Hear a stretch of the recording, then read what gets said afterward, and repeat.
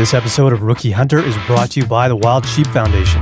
Adventures in sheep country can change your life. And as residents of BC, we're very fortunate to have 3 different species of sheep in our province. After attending the Wild Sheep Foundation's annual convention, Sheep Show, in Reno, Nevada, we got to see what conservation looks like firsthand. The Wild Sheep Foundation's ability to raise and put millions of dollars on the ground each year to keep these majestic animals on the mountaintops worldwide is unmatched. The Wild Sheep family is a diverse group of people from all walks of life, and membership is open to anyone. Whether you're a seasoned pro, it's your first time on the mountain, or you just like to see sheep on the hillside, you can sign up and join today. Kelly and I are lifetime members, but you can become an annual member for just $45. You can also become a member of the Less Than One Club, which is the only club you want to get kicked out of. If you've never taken a North American or international ram, you can join us in the Less Than One Club for an extra $25. Plus, Less Than One Club membership also includes entry into a draw for 3 separate Doll sheep hunts, which will be given away at Sheep Show in 2019. For more information on the Wild Sheep Foundation and to become a member, head over to wildsheepfoundation.org.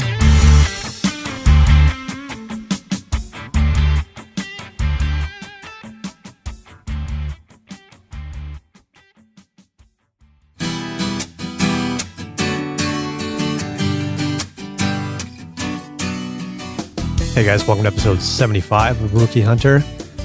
Today on the show, we're going to do our very best to talk about chronic wasting disease. I just think it's important that people know that this is something that's happening and something that we should all be paying attention to.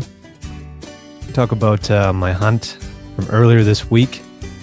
Bone broth, I made some of that, and Kelly's going to give you an update on his knee. As far as I know, he's going to survive. And who knows what else we'll get into. So hope you guys enjoy this one. Please do support our sponsors, Wild Sheep Foundation. You can become a member.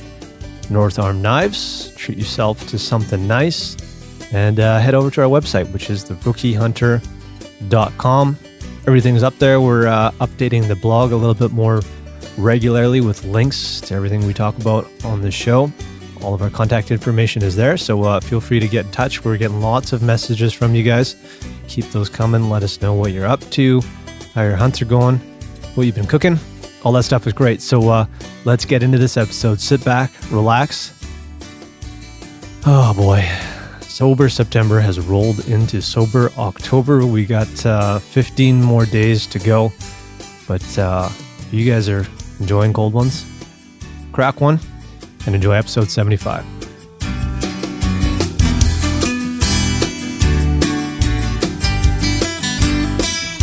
Kelly. Hey. How you doing? Pretty good. Knee feels better. That's good. Yeah, I went to physio. We poked some acupuncture type things. Yeah, that's fun. I don't know. It's not like traditional acupuncture. I can't remember what it's called. I think it's active release, like similar language to chiropractors and stuff. Right. But I don't know if it's hooked to a machine or if she was just like wiggling it, but the muscles go nuts. Yeah. And it's kind of painful. Like it's not comfortable. Were they tapping it into the side of your ass and stuff? Yeah. Yeah. And above my knee. Yeah. And that whole, your quads and everything, they're just like twitching and it's a really weird feeling, but I felt great afterwards. Yeah. It's not fun. It's funny that it kind of feels good and horrible at the same time. Mm-hmm. And it's interesting how like they'll prick you in one spot and you feel it in a different section of your leg too. Yeah. When you get a shot and then later on your arm feels like somebody punched you in the arm. It was like, that is the feeling you get right away. Like as right. They have the needle in there and they're holding it in there for like 15 seconds. Yeah. It's like that the whole time. Plus all the twitching and the weird stuff. Yeah. And then once they take it out, then it's all good. But yeah, it's weird.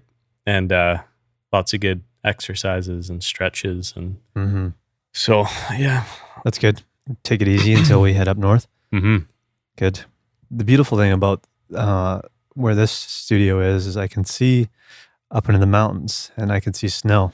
And that's not even that high up there. So snow is starting to creep its way down, which might be pushing some animals further down into the valley, which could be good for us. But I don't know if I'll actually have much time before we leave in 2 weeks here to go out again. Are you going to try and do something or?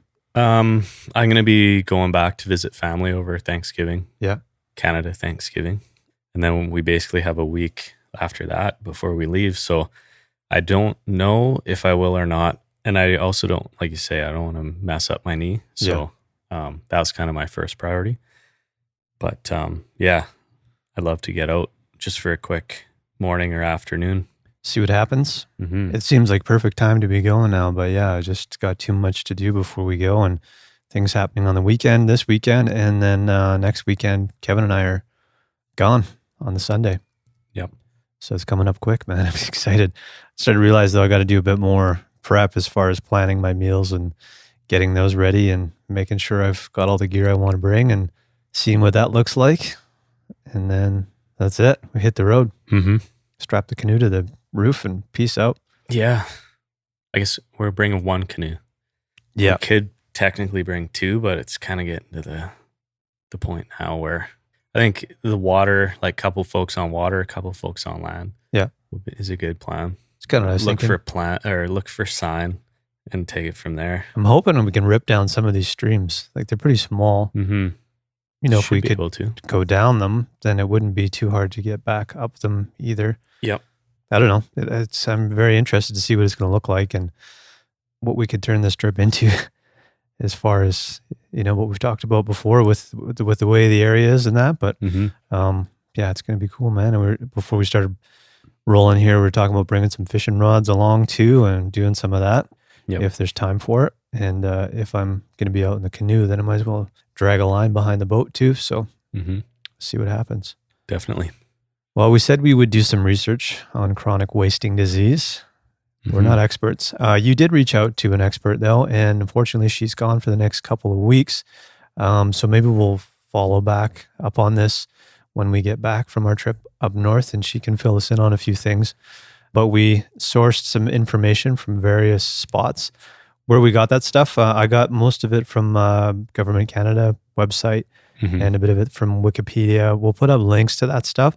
Just want to make it clear that we are finding this info and putting it out there in our own words, but it's not our research. So we'll put up links to all the places we found this stuff from. Yep. So Kelly, please tell me what CWD is. So it is chronic wasting disease, which is a neurological disease that affects cervids, which are the deer family, elk, moose, mainly deer. And what it is a degeneration of the brain. In infected animals, it results in weight loss, abnormal behavior, loss of bodily functions, and it's ultimately fatal, and there's no cure for it. So it's pretty scary disease for sure. It's known as a transmissible spongiform encephalopathy. Nice. TSE.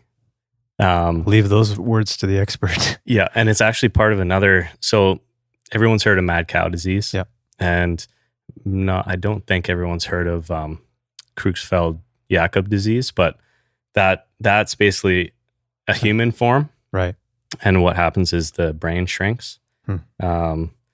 It's not very common. I think there's like 1 in a million per year kind of thing. And I did read, and I'm not sure if this is 100% accurate, that it's more of a medical procedure transfer type situation. Like it's an accidental, something's wasn't cleaned properly or that type of situation, as opposed to like you just walk by somebody and get it, right? Yeah. So that's pretty low risk. But yeah, it's basically like mad cow for deer. And the problem is that it's spreading across North America, right? Yeah. So yeah, I mean, actually there's a sheep version as well called Scrappy.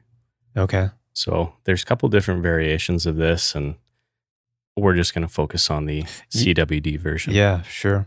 And what it is it's a prion disease. So it's abnormal proteins called prions that are involved in this degeneration of the brain. Nasty. Do you want a history? Yeah, let's go over the history of this. Okay, so it's pretty long, and there's actually some big gaps in the history of this stuff too, but it goes back to 1967. It was first found in Colorado at a research facility, which was actually with a group of captive mule deer. So kind of interesting that's where, I don't know if they can say if that's where it originated, but that's where it was first sort of discovered. Up here in Canada, the first case of CWD was discovered on a Saskatchewan elk farm in 1996. So that's fairly recent-ish. It's not too far back there. Mm-hmm. In sort of like an overall general history of it, 1981 was when it was first discovered in wild elk and deer in both Colorado and Wyoming. 2001, it was found in Nebraska, and that expanded in 2002 to include Wisconsin, Illinois, and New Mexico. 2005, it was detected in whitetail in New York and West Virginia. In 2006, going back to the previous bullet point there, what they refer to as the endemic area grew to include Utah, South Dakota, Kansas, and Utah. And these are all in sort of isolated area of these states, but within a radius that's like, cause for concern, right? So in 2008 was the first confirmed case in Michigan at a deer breeding facility. And it was also found in Alberta and Saskatchewan that same year. It's kind of a theme of where these things keep popping up. 2016, it was found in captive animals in South Korea. And the first case of CWD in Europe was discovered in free-ranging reindeer in southern Norway. So a huge gap. The one in South Korea was apparently from elk that were brought over from Canada to South Korea. Just last month, and this is why we're talking about it, chronic wasting disease showed up at a farm in Quebec for the first time in that province. And it's just kind of interesting to note that a lot of this stuff comes from, transporting deer to and from captive facilities and that. Not that we can just point the finger at that, but it seems like anytime humans get involved with things, we seem to do a pretty good job of making a mess of things and spreading them around further than they need to be spread. Yeah. Just to touch on the Norway thing, I think they went ahead with a cull of like 2,000 reindeer. Brutal. But I guess if you want to save them, you have to. That brings us to the next point, which is an interesting one. And how is it transferred, Kelly? Because this is kind of the creepy part of it all. So CWD is transferred by saliva, feces, urine. Essentially, the deer shed the material and it ends up on the ground in plants and on food for other animals. Right. So that's kind of the key method of transferring the disease. And there's no evidence that it can transfer to humans, although they recently found a strain that can transfer to mice. Interesting. So there's different strains of this now they're realizing. So that's cause for concern as well. The ultimate worst case scenario was that it kind of mutates or eventually it becomes a concern for humans. So that's kind of like, way on the other end of the spectrum that they can't necessarily rule it out, but it seems to be a pretty low risk at this point. Yeah. It also seems to be more prevalent in male mule deer. Out of about 3,500 mule deer that Alberta tested last year, about 8% of them had CWD. Compare that with 2,500 whitetail that were tested, only 2%. And out of about 229 elk, 0.4%, and 0 of 200 moose. For some reason, it seems to be the mule deer that are getting impacted the most. Right. But I think it's just basically material that gets transferred around. What if the deer's eating material that's infected, then they're going to get the disease. And also if hunters are taking material like spinal cords and, bones and all that kind of stuff to areas somewhere else, then it can also drag the disease over there. Right. So that's why when you drive between BC and Alberta, you'll see those big signs about chronic wasting disease and how you're not allowed to transport that material back and forth. Yeah. So if guys are wondering, how would you know if a deer had chronic wasting disease? It's not always like detectable, but some of the signs that they might show is excessive salivation. So if you see one drooling like crazy, you might want to skip that opportunity. Yeah. Lack of coordination, paralysis. Really skinny. Yeah, pneumonia, separation from other animals in the herd. So if you're, dealing with something like elk and you see one that's just sort of wandering off on its own, might be sort of cause for concern, especially if it shows some of these other symptoms. You might see unusual behavior. I don't know if it's something you necessarily see, but excessive urination. And then weight loss is obviously a big one.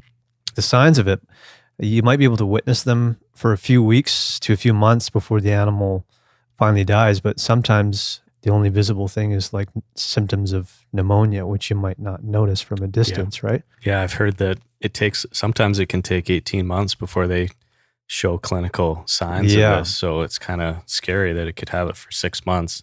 Looks perfectly healthy. You bring it in to get tested and it shows up as CWD. Exactly. So for people in impacted areas, how do they go about testing and that? Yeah, Alberta is a CWD surveillance program, and they have 24-hour freezers at drop-off locations for deer heads. Okay. But that program relies on the participation of hunters and guides and landowners, right? And BC has a similar drop-off location set up, but only in the Kootenays and the Peace region. Okay. So those are kind of like the key, I guess, routes where any transport would probably, and it's also a bit more interfaced with Alberta. Yeah, so definitely. BC's kind of concentrating all the resources they have in those two areas. And I think there's a few regions in the Kootenays and a few regions in the Peace region. So, Kimberley, Cranbrook, Fernie, that kind of, there's a list of the actual locations. But for us, for folks in the Lower Mainland, there's, to my knowledge, no drop-off locations for us. Yeah. So I guess they're predicting that if it does cross into BC, then it's going to go that route. Interesting. Yeah. But I guess, my advice to anybody who's in any of these affected areas is to do your research and find out where you can drop these things off and get them tested. Because it's, it's not only is it good for you to know, but it's also good for anyone doing research to find out where all these cases are coming from. So if they need to get ahead of something, then they can do that, right? Yeah. Even where we are, I know it's very low risk, but you listen to and read enough about this stuff, it wouldn't be a big thing to just drop off the deer head and test it, and then you don't have to think about it while you're eating it, right? Yeah, exactly. So I don't know if there's plans to kind of expand that. Yeah, good questions BC. For the woman that we'll be having on at some point. So the BC has, I don't think they have a, it's not titled the CWD surveillance program, but we have a BC Wildlife Health program. And that program focuses on a number of priority diseases like bovine tuberculosis, CWD, white nose syndrome in bats, and there's another one, pneumonia in sheep. Okay. Which we've spoken about. Yeah, for sure. Many times. So those are kind of like the four biggies in BC. And I believe that the surveillance of CWD kind of rolls into that whole program. For those wondering, that do harvest a buck with chronic wasting disease, there is no scientific evidence showing that CWD can be transmitted to humans, but it's not recommended to consume the meat of an infected animal. So I wouldn't do it, especially because it's sort of a big, huge question mark at this point. Mm-hmm. You obviously don't want to put yourself at risk, but man, would it be a shame to harvest a nice animal and not be able to consume it. So I don't know what they do with the meat in that situation, if they have to destroy it or how you deal with that. Mm-hmm. But interesting to know. And unfortunately, there's no current treatment for CWD at all. So that's the thing, man, is like, I would never eat a deer that was displaying signs of CWD. Yeah. But the thing that worries me is like, what about the deer that aren't, but you just don't know they have it, right? Yeah. I think we're lucky in BC right now, at least where we are, to not have to worry about it. But I also wouldn't want to be like, it's always kind of in the back of your head. Let's put it this way. We shouldn't be relaxed about it because, I don't know, it could happen. It's showed up all over the place already. So yeah. And in some, like you said, with Norway, like just middle of nowhere, and totally it could random. be a transfer of something. Part of the transfer thing too is with the prairie provinces and like agricultural products, you have deer that hang out in those fields, and then they like they have droppings and stuff, and then that gets rolled up in the bales, and then the bales go who knows where. Yeah. So it can get transferred like that too. Totally.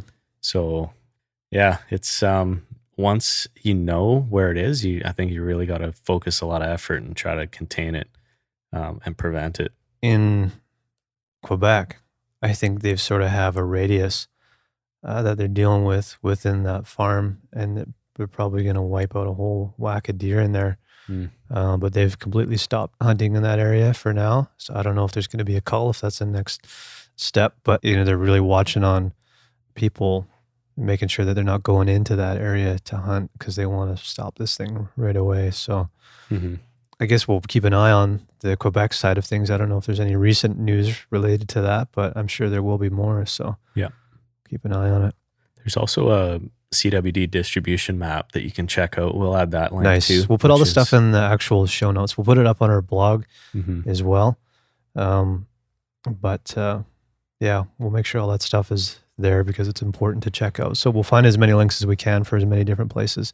And if what you're talking about is sort of a general map, then that would be awesome. Anything else you want to add on this side of things without being experts? No, I think just talking about it, just keep the conversation going. And if you have more questions, obviously reach out to, if you go to the BC website, there's a contact there. I think her name's Kate. Okay. And if you're in Alberta, then there's their own contacts. Right. And in the States, obviously, it's a massive discussion right now because, like you said, it's almost in, I think it's approximately 25 states. It's all over the place. Occurrence now. So, great podcast on Joe Rogan with Doug Dern. And I don't know the actual expert's name that they had on there, but he brought along a guy that knows a whole lot about it. And they talked about it at length. So that's a good one to check out if you haven't heard that one already. For sure. Shall we move on? Yeah, I mean, one preventative measure is to use rubber gloves and minimize the use of bone saws when you're cutting like around brain and spinal areas. Good to know. If you're in like a high risk area. Yeah. So, and then bone out the meat. Right. Minimize contacts with the brain and basically, eyes, spleen, lymph nodes, and then wash your hands. Yeah. So kind of meat safe, food safe type things that you can do to be preventative as well, depending on where you live. Well, I was going to jump into something food related, but I think we'll circle back to that and put a little bumper in between the two. I did get out on Monday, which is October 1st.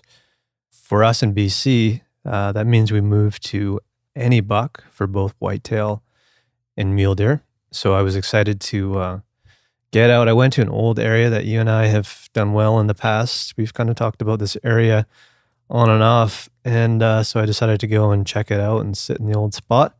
I got up there super early. Again, like being a change in the season and it switching to any buck, I thought I better get up there early. So I hiked up there in the dark, which was interesting. And man, I'm having such a hard time like dressing for this weather that we're getting.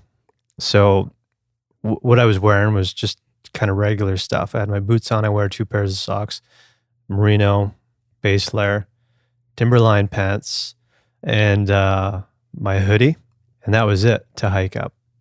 And I thought, okay, if I get hot, I'll just peel off the hoodie and I should be good to go. So I did the first kilometer of that trail. And as you know, Kelly, it's like pretty straight up. So you definitely, you get sweating right off the get-go, and I knew that. So that's why I dressed light. But as I continued on the trail, I didn't really cool down. And when I get off the trail, as you know, it's another good grunt to get up to the old spot there. And it's gotten a lot thicker in there too. So we had gotten a lot of rain in days prior to that, which means all those leaves and stuff were just covered in water. And I got soaked just walking through all that stuff. It was like, okay, option one is to put my rain gear on and I'm going to sweat like crazy anyways. Option two, I just go in my, my what I'm wearing, which is just the base layer on top and get that wet. But I ended up getting drenched on the way up there and I was actually pretty cold by the time I had settled at the top and the wind started blowing and stuff like that. So put all my other layers on top and I was still pretty wet. So it was kind of annoying. But it's like I didn't want to put rain gear on top of the pants that I was wearing, plus the jacket on top of that, and I just would have been soaked in sweat. So I don't know if I should have just ditched the base layer underneath altogether or what, but I don't know, or just went shirtless all the way up there. Yeah. I mean, I can't remember the temperature, what it was like that morning, but it's usually pretty cool at night too, right? So early in the morning, but I don't know. I feel like when you're walking through wet bush, your only option is to have the rain pants on. The pants actually didn't get, and I was wearing my gaiters, so the pants weren't actually that wet. It was more so just like everything else that got wet, you know what I mean? And then just merino layer and wait till you get up top and pull. I should have probably just taken that off and that. But anyways, it wasn't a big deal. It's just kind of that annoying time of year where, if it was colder, I wouldn't have hesitated to put the rain jacket on just to stay warm anyways. Yeah. But I think the key too, especially when you're dealing with some cold variables, is like once you get up to the top, you need some form of insulation, and you just put all that stuff over top of the base layer that's soaked. Yeah. And then it'll just dry itself from the inside That's out. what I did, but it was just kind of, you're just sitting there, not really moving around or anything, right? So I don't know. One of those things. I don't know if I really could have avoided that one. And if, if I was just out for the morning anyway, so it's kind of having that in mind where I just don't really care and didn't really take any measures to avoid getting wet anyways. But that would be good if you're way out in the middle of nowhere. Definitely want to avoid that situation. But anyways, I got up there. I sent you a photo later on. It was just like this fog rolled in and I couldn't even see, like 100 yards away. So I had to sit and wait for that to roll out. And then it did blow out pretty fast. Like, it's pretty neat, man. You could actually see it moving like right in front of your face, like these big things of fog. And it blew out of there. And then the sun was out. It was really nice.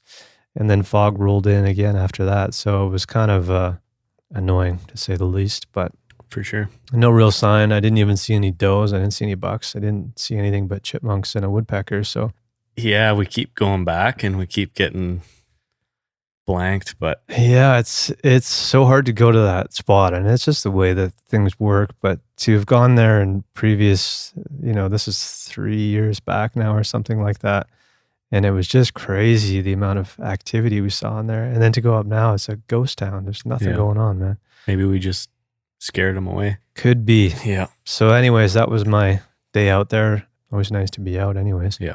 I did put that time lapse up on our Instagram, which you can see the fog kind of rolling out, but after that it rolled right back in. Yeah.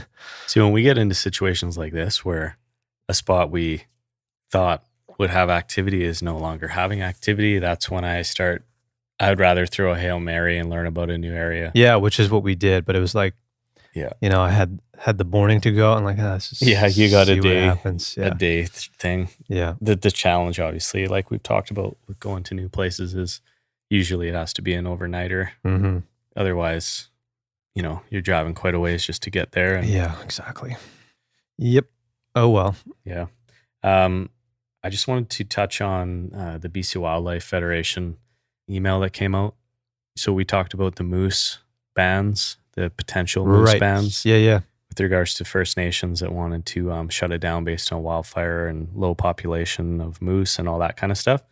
So on Friday, the 28th of September, the BC government announced the formation of a roundtable to address how to improve moose populations and hunting opportunities in the Silcotin territory and surrounding areas. Yeah. So I just think, it's good news that both parties were willing to move towards a roundtable type format, which is what we were all hoping for. Yep. You don't want one stakeholder to go off and do their own thing.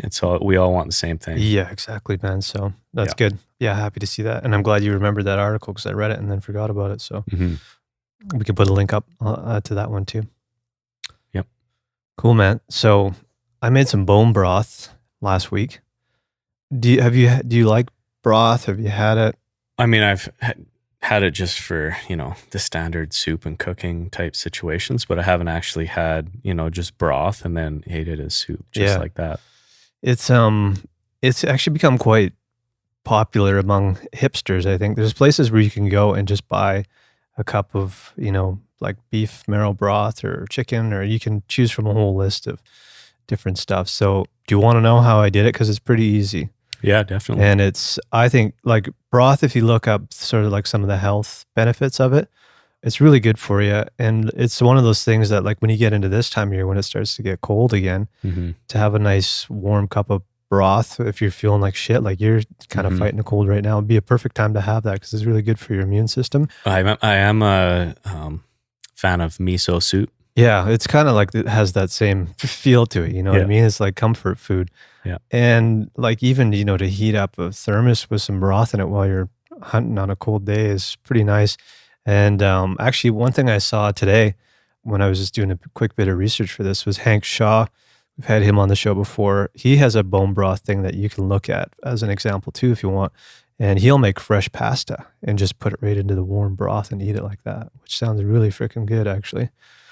So I kept all the bones from my mule deer from last year, minus one because I kept that shoulder intact. So there's still the bone from that. I want to do that shoulder at some point. I'm just saving it for whenever we decide to do that, hopefully with Adam's Traeger, or I don't know. I have to figure out how we want to cook that, but I want to do something cool with it. So I had 3 bones. They weighed about 4.5, 5 pounds in total. Got out the hacksaw, cut them all in half, and then baked them. I think it was around 400 degrees for about 45 minutes, so half an hour to 45 minutes. And I think that the point of doing that is it just like loosens up the marrow and starts the cooking process a little bit. And then, just before they were done, I filled up a huge pot full of cold water, just normal cold water. And you put, just like a few tablespoons of apple cider vinegar. And I think the purpose of the vinegar is to kind of draw out some of the good stuff in the bones, like the minerals in the marrow and all that kind of stuff. So you actually let it sit for a while in the cold water just to kind of chill out. And then you can start to bring it up to a boil. And you just need enough water to kind of cover all the bones. So these bones were pretty big. There's a photo of them on our Instagram page on a cooking sheet, and they pretty much are the length of that thing, right? Of course, I sawed them in half so they would fit in the pot. So fairly good sized pot, quite a bit of water. Bring that to a boil, just kind of let it come up on its own. While it was coming up to a boil, all you have to do is cut up, like you get 2 big carrots, 4 celery stalks. I had just a couple of small sweet onions and a leek. It's just like shit I had around. Basically, that's like any base of any stock. You have onions, celery, and carrots, right? So there's no real magic number of stuff. If you have, only a few, then I'm sure it's probably enough. If you have a bunch of stuff you want to use up, then just throw it all in there. If you want to add flavor to it, which I would recommend, you can season it with whatever spices and stuff you want. Salt and pepper, obviously. Some rosemary that we just grew out on the deck, so just fresh, threw that stuff in there. And then towards the end of it, you can throw stuff in like garlic, usually within the last kind of 2 hours of it simmering, and just let it sit in there for a while. I don't know why. I basically looked at like 3 or 4 different recipes and kind of just got a sense of what I was doing. One of them recommended that you throw the garlic in later on. I'm sure you could throw it in from the beginning too. I don't see why it would matter either way. So you can get creative with how you want to season it and stuff like that. I'm sure you could make like a spicy broth if you wanted to, or who knows, man. But that's all I did. And of course, salt and pepper. Once it came to a boil, I threw all those vegetables in there and let it simmer. I think, I'm trying to think of how long I left it in there. It was probably, by the time it was all done, like 14 hours or something like that. 14 hours? Total, yeah, because I had started it late in the, like a late afternoon kind of evening thing, and I just let it simmer all night long. Is that normal? Like, do you need to go? Yeah, 12 hours. Like, I think it's like the more time you can put into it, the better. It's not going to be a bad thing to go longer. If you're on the, like, I think you can go 6 to 8 hours if you want, but the longer it goes, I think the better it's going to be, the more you're going to pull from those bones. So it's just kind of the way it worked out. It was going to bed. I wasn't going to turn it off, so I just left it going all night long. Another thing you can do too, and I think this is more if you're doing like beef bones or anything like that, and something to note, if you are doing this, you want to source the best bones you can have, likely from like an organic farmer, because if you're using bones to create broth from an animal that's been pumped full of antibiotics and stuff its whole life, I don't know if I would really want to drink that broth, to be honest, because all that stuff I'm sure ends up in the marrow of these animals. So important to find the best quality stuff you can get if you're going to be consuming this. But what you can do is, they say like every couple hours you can sort of skim off the top, and that's some of your fat and some of the impurities that'll come out of the bones. It all comes up to the top, so you can just constantly be kind of skimming that stuff off. There wasn't a whole lot of fat that came out of these bones. So what I did was, after I had turned it off and let it finish, I just let it cool on its own, and it just forms that layer of fat on top, and eventually that fat will harden, and then you could just get like a slotted spoon and just kind of peel it off the top, and the liquid will go through the slotted spoon, and you can just set all the fat aside. I don't think this fat is all that desirable, so you could just get rid of it. So that's pretty much like the whole process. And then you just put it into whatever size jars you want. You can freeze it. You can put some in the fridge, whatever. I froze a whole bunch of it, so it's kind of ready whenever I want it. And I did it in some smaller jars, so it's kind of like a one serving kind of thing. You can use it for cooking too, right? You can use it for all kinds of stuff, yeah. So a nice thing to have, especially around this time of year. And it's just one more thing you can use from the animal, provided that you're able to pack all that stuff out with you. Yeah. So what did it taste like? Like, could you tell it was deer broth or? No, it just tastes like any old broth, There's nothing too different about it. Ashley was the one that requested it because she wasn't feeling that great. So she said, hey, can you finally use those freaking bones that are in the freezer and make me some broth? And I said, yeah, for sure. So yeah, super, super healthy for you. Cool. Enjoyed it. Oh yeah. And so there was some meat left on those bones, and it simmered for that 12 to 14 hours or whatever. And oh my God, it was amazing, man. And typically that meat that's on those bones is not the best stuff. That's usually stuff we kind of cut off and use for sausages or whatever, right? It was like melt in your mouth candy. It was crazy how good it was, man. Yeah. So if you can, leave a little bit of meat on there and let that go with it, and then just save that for yourself. It's like pulled pork, man. It just like totally falls apart. Yeah. So we have shanks too, right? Like the osobuco. Yep. And when you cut those up, the marrow's still in those, right? So when you braise them or cook them. Totally. Okay. Yeah. Cool. Well, yeah, that's something I need to try.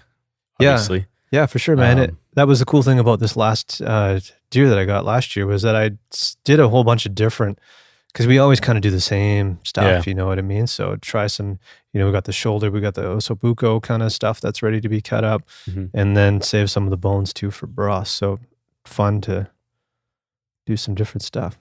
Cool. Yeah, man. Yeah, the pictures look good. I haven't tried it, but I can kind of imagine what it tastes like. And you're right, like going into October and November, it's nice to have that stuff around the house. Yeah, for sure. And I really want to try making some fresh pasta. It looked like whole wheat pasta that Hank had done there. And we've both got pasta makers now. You've been experimenting with that too, just to make a small little batch and heat up some broth and just drop the pasta in there and eat that in a small bowl or something. It looks fantastic. Yeah. Cool. More of like a, almost like a ramen-y type thing, but not really. So cool. Yeah, I'll give you some. You can try it out. Yeah, I froze a bunch of that mule deer ragu that I made a while back, the meat sauce. So when we go up north, I might dehydrate some of those, that sauce, and then bring up some pasta too. Nice. You think you must be able to dehydrate homemade pasta too. Oh, it's yeah, just 100%. Like a little more, an extra step, right? Well, you just have to make the sauce first. Too. Yeah. But otherwise, it's no different. If somebody wants to buy pasta sauce from the store, all you have to do is pour it out onto your trays and do it. So you just do the same thing. The fruit trays, right? The fruit roll-up ones? Yeah. With your sauce, I don't know if you want to, but like with that bolognese sauce that we had at my place, we had hit that with the hand blender. So, it becomes pretty smooth. That'll dehydrate much easier than something that's like a chunkier thing. But there's no reason why you can't have chunks of vegetables and stuff in there. They'll dry out too. Cool. But it might be easier if you blend it up first and then put it on there. Okay.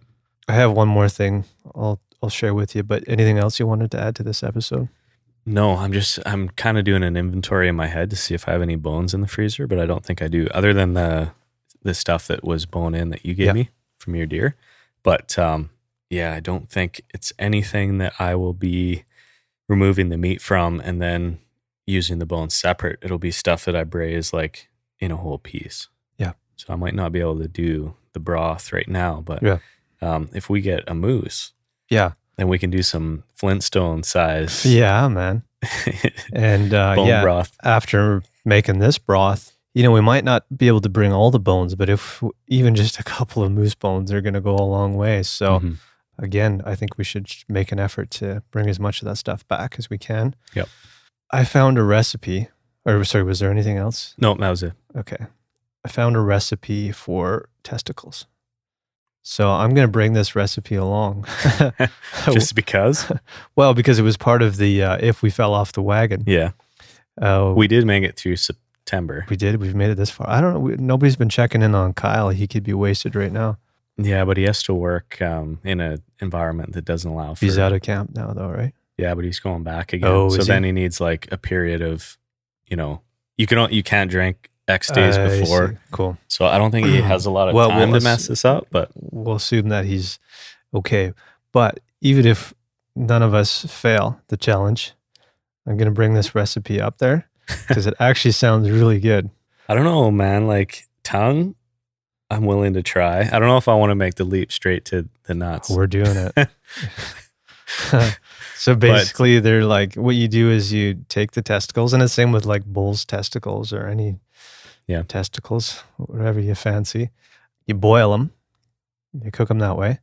There's like a part that you peel off of the outside of them. Mm-hmm. And then what you do is you cut them up into little strips. You season them, bread them, fry them in oil, and you make like a spicy mayo or something like that. Yeah. And you got yourself some spicy fried testicles. Well, if you eat one, then we'll see where it goes from there. I think we have to do it.